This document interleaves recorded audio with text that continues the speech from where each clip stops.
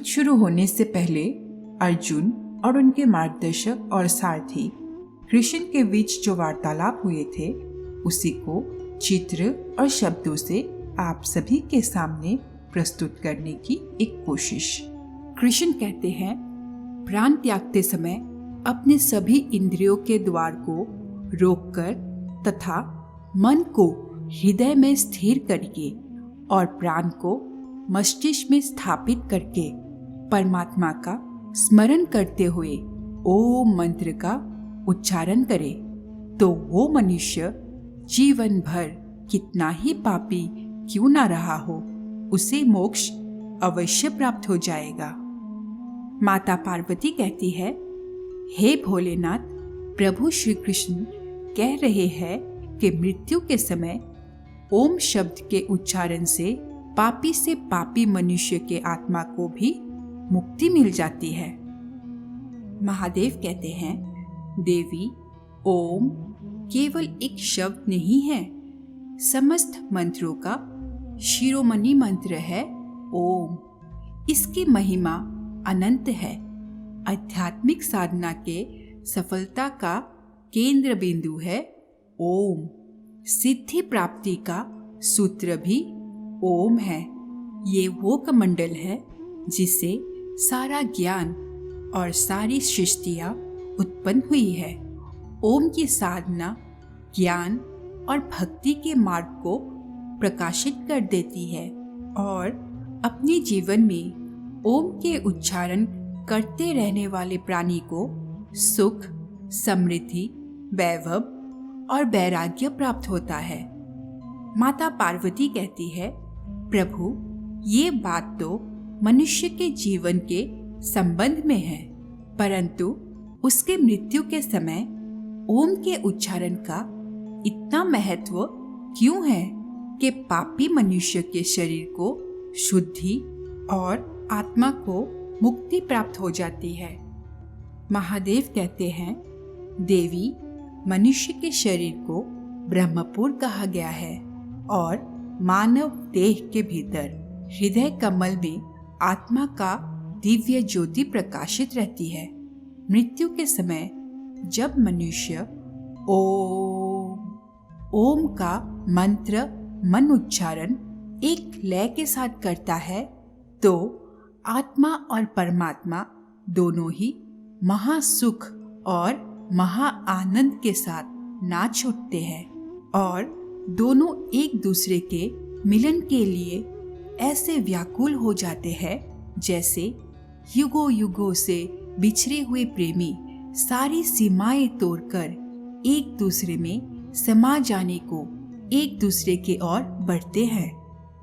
माता पार्वती कहती है, वाह प्रभु वाह, आपने परमात्मा से आत्मा के मिलन की इतनी सुंदर, इतनी मोहक व्याख्या की है।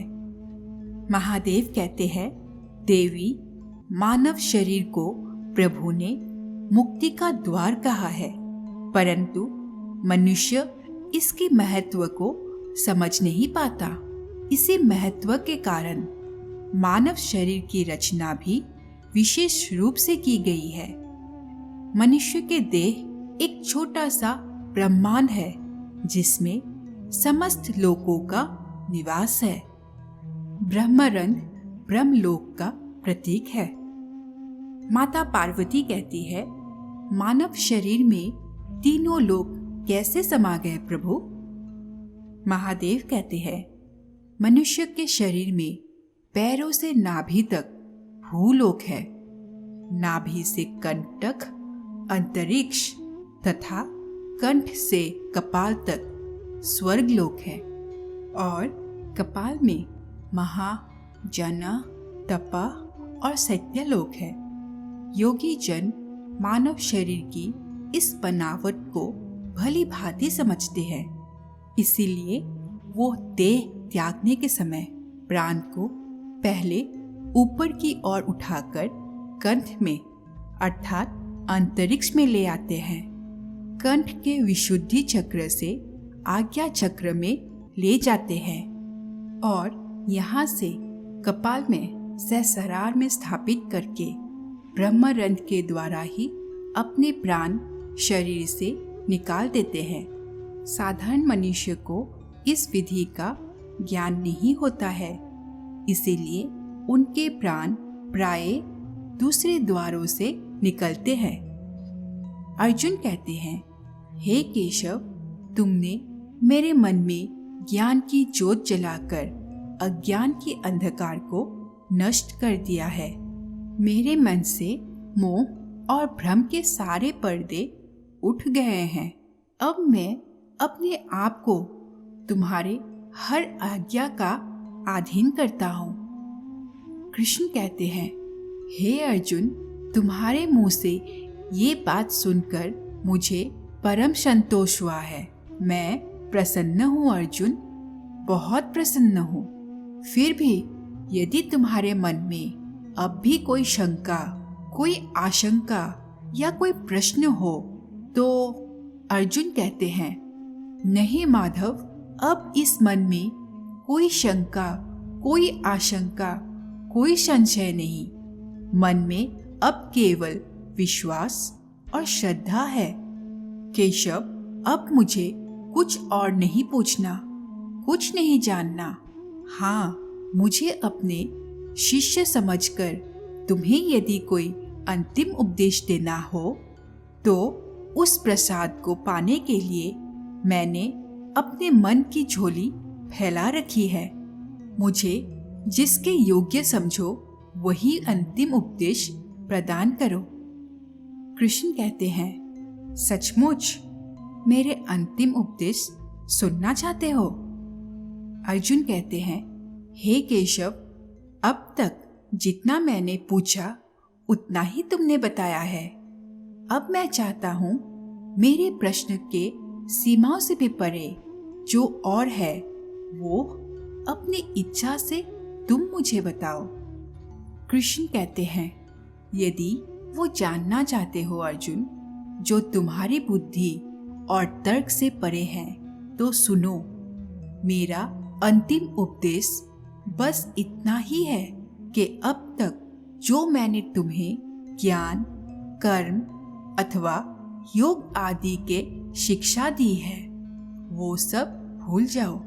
सब पूजा की विधियों को, सब योग साधना को और समस्त धर्मों को भुलाकर केवल मेरे चरणों में इस प्रकार आओ जैसे कांटों से लहूलुहान और कीचड़ से लथपथ एक बालक रोता रोता भागकर अपनी माँ की गोद में पन्हा लेता है, और जिस प्रकार माँ उसके शरीर से सारा गंध और कीचड़ धोकर उसे फिर से एक फूल की तरह निर्मल और स्वच्छ बना देती है।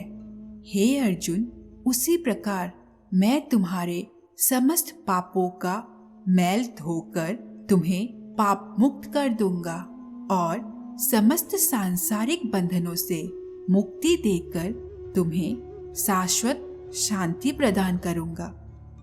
महादेव कहते हैं, वाह प्रभु वाह, हे भक्त वत्सल, ये बात आप ही कह सकते हैं। इसके बाद और कुछ कहना बाकी नहीं रह जाता। आपकी जय हो प्रभु, आपकी जय हो। अर्जुन कहते हैं, हे केशव, सारे बंधनों से मुक्त होकर अब मैं अपने आप को तुम्हारे श्री चरणों में अर्पित करता हूँ। मुझे आज्ञा दो कि अब मैं क्या करूँ।